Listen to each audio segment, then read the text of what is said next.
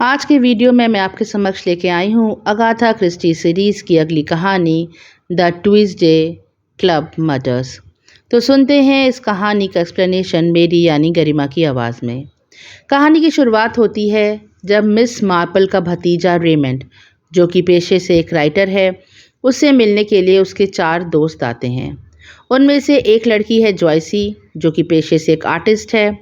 दूसरे हैं एक क्लर्गी मैन, जो कि प्रीस्ट होते हैं चर्च में, जिनका नाम मिस्टर पेडलर है। एक वकील हैं मिस्टर पेड्रिक। साथ ही हैं एक रिटायर्ड कमिश्नर स्कॉटलैंड यार्ड के, जिनका नाम है सर हेनरी। ये सब बैठे बातें कर रहे हैं और जो मिस मार्पल हैं ये बुनाई करने में व्यस्त हैं।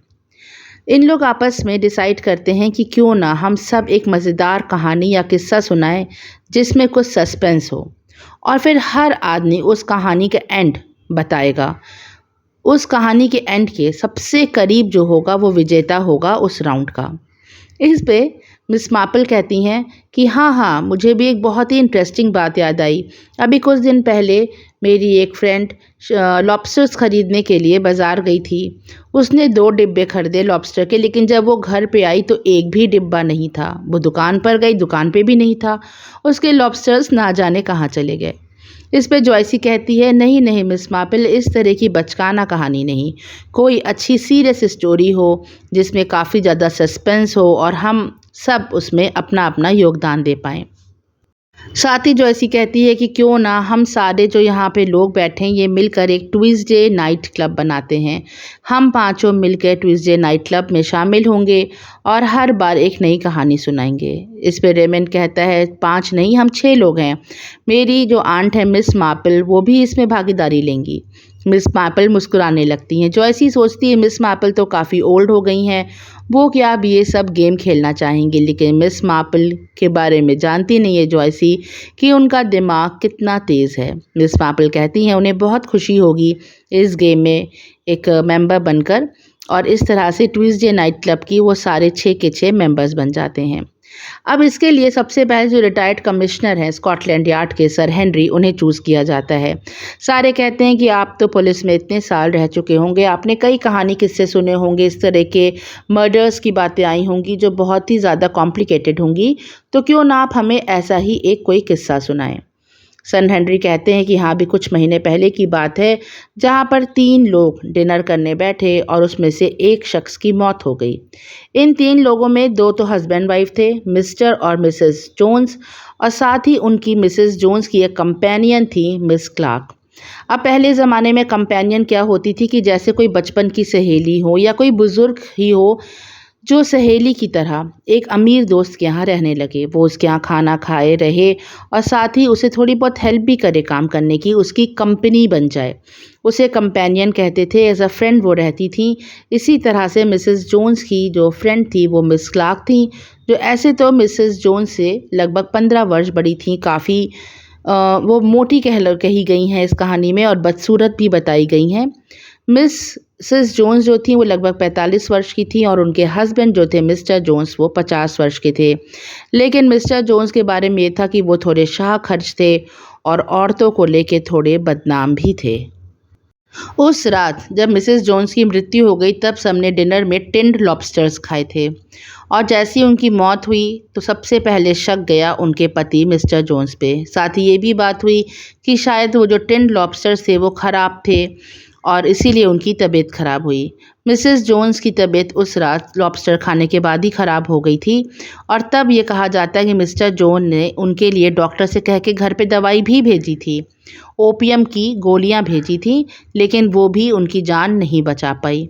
सबको ये शक तब होने लगा कि मिस्टर जोन्स ही जिम्मेदार है उनकी मौत के लिए, जब एक नौकरानी थी उनके घर में जो साफ़ सफाई का काम करती थी, वो एक चिट्ठी लेके सामने आई। दरअसल जो राइटिंग पैड था उसके नीचे पहले ब्लॉटिंग पेपर रखे जाते थे, जिससे एक्स्ट्रा इंक जो इंक पेन की होती थी वो एब्जॉर्व कर लेते थे। बाय चांस मिस्टर जोन ने उस दिन नया ब्लॉटिंग पेपर लगाया था और एक चिट्ठी अपने भाई को लिखी थी जो कि ऑस्ट्रेलिया में रहते हैं। उस पे उन्होंने लिखा था कि मैं अपनी पत्नी पे पूर्णतः डिपेंडेंट हूँ फाइनेंशियली, इसीलिए मैं तुम्हारी मदद तभी कर सकता हूँ जब इसकी मृत्यु हो जाएगी और मुझे काफ़ी पैसे मिलेंगे। जैसे ही ये चिट्ठी पुलिस को मिलती है है तो पुलिस का पूरा शक चला जाता है मिस्टर जोन्स पे।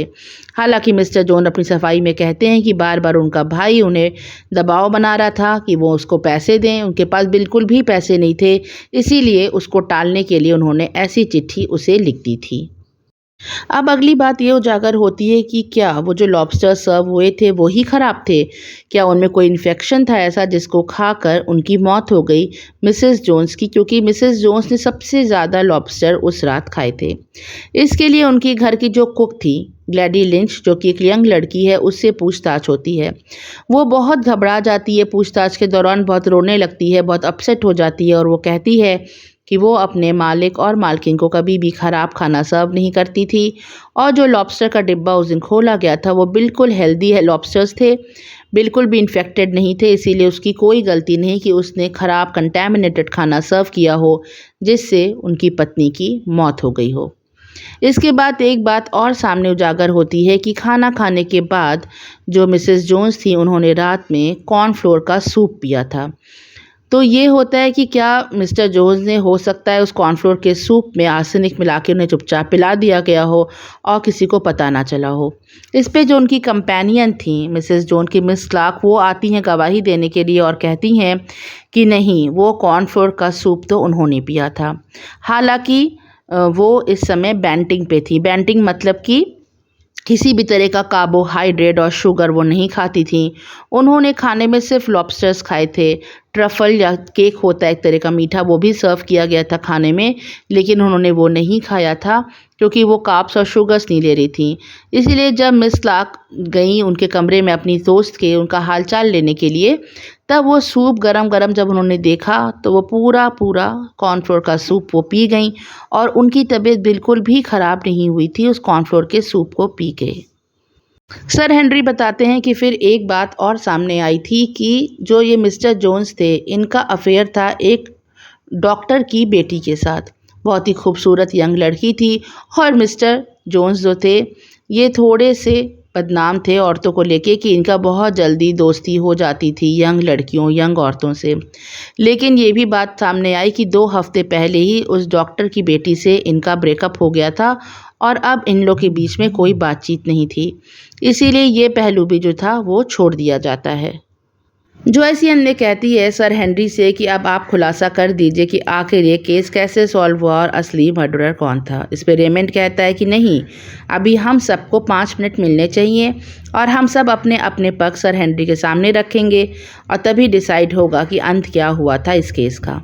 सबसे पहले डॉक्टर पेडलर की चांस आती है जो कि प्रीस्ट थे। वो कहते हैं उन्हें तो हस्बैंड यानी कि मिस्टर जोन्स पर ही पूरा शक है। उनके अनुसार उसने ही किसी न किसी तरह छुपा के अपनी पत्नी को आर्सेनिक जहर दिया जिससे उसकी मौत हो गई, लेकिन किस तरह से जहर दिया गया था ये वो नहीं बता सकते।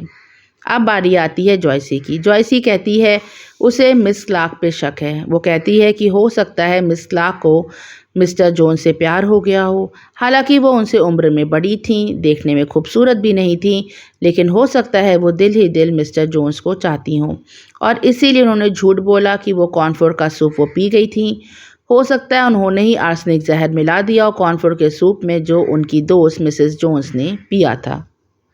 अगली बारी आती है मिस्टर पेड्रिक की, जो कि पेशे से वकील हैं। वो कहते हैं उन्हें ये केस बहुत ही कंफ्यूजिंग लग रहा है, इसीलिए वो अपना कोई भी वर्डिक्ट देना नहीं चाहते। लेकिन जब उन्हें बहुत प्रेशराइज़ किया जाता है तो वो कहते हैं कि उन्हें भी मिस क्लार्क पे ही शक है। उन्हें ऐसा लगता है कि उन्होंने ही आर्सेनिक मिलाकर अपनी दोस्त को वो सूप दिया पीने को जिससे उनकी मौत हो गई और हो सकता है मिस्टर जोन्स ने उन्हें कुछ पैसे दिए हों ये काम करने के लिए। ये भी हो सकता है कि मिस क्लार्क अपनी दोस्त से बहुत परेशान हो, सालों से उससे दब के रहते रहते, हालांकि उम्र में उससे बड़ी थी, लेकिन हो सकता है मिसेस जोन्स बहुत डोमिनेटिंग हो, उनसे छुटकारा पाने के लिए मिस क्लार्क ने ऐसा किया हो। अगली बारी आती है रेमंड की। रेमंड कहते हैं कि हम सब इस डिस्कशन में डॉक्टर की उस बेटी को कैसे भूल गए। हो सकता है ये सिर्फ अफवाह उड़ा दी गई हो कि उन दोनों का ब्रेकअप हो गया था 2 हफ्ते पहले, दोनों मिलते हों। वो लॉबस्टर ख़राब था, ये बात सामने आई थी और सबसे अधिक लॉबस्टर मिसेस जोन्स ने ही खाए थे। इसीलिए डॉक्टर की दवाई भेजी गई थी उनके घर पे जो कि ओपियम की पिल्स थी। हो सकता है वो जो डॉक्टर है अपनी बेटी से ही वो दवाई भिजवाता हो। बेटी को मिस्टर जोन्स से प्यार था। हो सकता है उसने ओपियम की पिल्स को बदल के आर्सेनिक रख दिया हो और वो जो आर्सेनिक जहर जब खाया हो मिसेस जोन्स ने तो उनकी मृत्यु हो गई हो। इसीलिए रेमंड का जो शक था वो डॉक्टर की बेटी के ऊपर था। अब कहता है रेमंड सर हेनरी से कि अब आप बताइए कि क्या हुआ। सर हेनरी कहते हैं, अरे हम लोग अपने मेन कैंडिडेट को तो भूल ही गए, अभी मिस मार्पल ने अपना कोई भी बयान सामने नहीं रखा है। अब बारी आती है मिस मार्पल की। मिस मार्पल कहती हैं, कहानी बड़ी इंटरेस्टिंग थी, उसे सुनते सुन के उनके कुछ फंदे गिर गए हैं। वो फंदे उठाते उठाते कहती हैं कि इस कहानी को सुनते सुनते उन्हें उनके गांव में रहते वो बूढ़े मिस्टर हैंग्रीव्स की याद आ गई। जब मिस्टर हैंग्रीव्स की मृत्यु हुई थी तो उनका सारा पैसा उनकी नौकरानी को मिला था और उनकी पत्नी को नहीं। वो अपनी नौकरानी के संग छुपकर एक कॉटेज में रहते थे और 5 नाजायज़ बच्चे भी थे उस नौकरानी के साथ, और उनकी पत्नी को कानो कान भनक नहीं थी इस बात की। तो रेमंड कहता है कि इसमें आपके गांव की कहानी यहाँ कहाँ से आ गई, हम तो मिस्टर और मिसेस जोन्स की मर्डर की जो बात है वो कर रहे हैं सॉल्व। तो कहती हैं मिस मार्पल की नहीं, ये कहानी भी बहुत लिंक्ड है उस कहानी से। हम लोग उस जो मेड थी, जो ग्लैडी लिंच मेड थी, उसको कैसे भूल गए। और जब ये बात भी सामने आ चुकी, मिस्टर जोन्स जो थे वो थोड़े से कैरेक्टर से मजबूत आदमी नहीं थे, वो यंग लड़कियों को देख के बहुत जल्दी उनके चक्कर में पड़ जाते थे। तो फिर वो एक यंग मेड को अपने जो उनके घर में ही काम करती है उसे कैसे छोड़ सकते थे। वो कहती हैं कि कहानी के बीच में ये बात सामने आई थी कि ट्रफल, एक केक जो होता है जिसके ऊपर शक्कर छिड़की जाती है, वो भी सर्व हुआ था। सब कहते हैं कि हाँ सर्व तो हुआ था। मिस मार्पल कहती हैं कि जो केक के ऊपर ट्रफल के ऊपर शक्कर छिड़की गई थी उसमें आर्सेनिक मिलाया गया था। मिस्टर जोन्स ये जानते थे कि मिस क्लार्क बेंटिंग यानी कि डाइट पे हैं, वो शुगर या कार्ब्स नहीं लेंगी, इसीलिए उन्होंने तो ट्रफल खाया नहीं होगा। मिस्टर जोन्स ये बात जानते थे कि उस चीनी में जहर मिला है, इसीलिए उन्होंने भी चुपचाप से ट्रफल को या तो किनारे कर दिया या फिर उसकी चीनी और जो आर्सेनिक है उसका जो टॉपिंग थी वो हटा के उन्होंने ट्रफल को खाया। अब मिसेस जोन्स जो इस बात से बिल्कुल भी अनभिज्ञ थी कि उस चीनी में आर्सेनिक मिलाया गया, उन्होंने वो पूरा ट्रफल खा लिया जिससे उनकी मौत हो गई। और इस बात में वो जो काम वाली थी ग्लैडी लिंच, इसने पूरा साथ दिया अपने मालिक का, क्योंकि हो सकता है मिस्टर जोन्स ने उसे अपने प्यार के जाल में फंसा लिया हो और इसीलिए उसने उनका साथ दिया हो। उन्होंने कहा होगा कि मेरी पत्नी मर जाएगी तो मैं तुमसे शादी कर लूँगा। ये कह के मिस मार्पल चुप हो जाती हैं। तब जो सर हेनरी थे वो कहते हैं कि इन सारी जो भी आप लोग ने अपने अपने बयान दिए, इसमें सबसे ज़्यादा सटीक जो बातें थी वो मिस मार्पल की थी, क्योंकि कुछ महीने पहले ही ग्लैडी लिंच जो थी उसकी मृत्यु हो गई।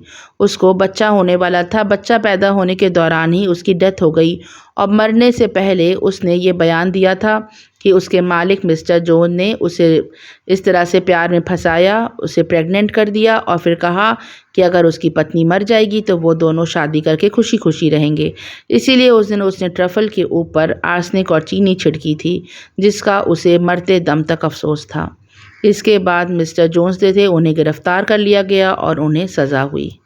इस तरह से ये ट्विस्ट और टर्न से भरी हुई कहानी समाप्त हुई, लेकिन कहानी बहुत इंटरेस्टिंग थी। आपको कैसी लगी कमेंट में बताएं। कमेंट करने का मन ना हो तो लाइक से ही अपनी प्रतिक्रिया बताएं। जुड़े रहें मेरे चैनल से और सुनते रहें ऐसे ही इंटरेस्टिंग कहानियाँ। Thanks for listening, bye for now.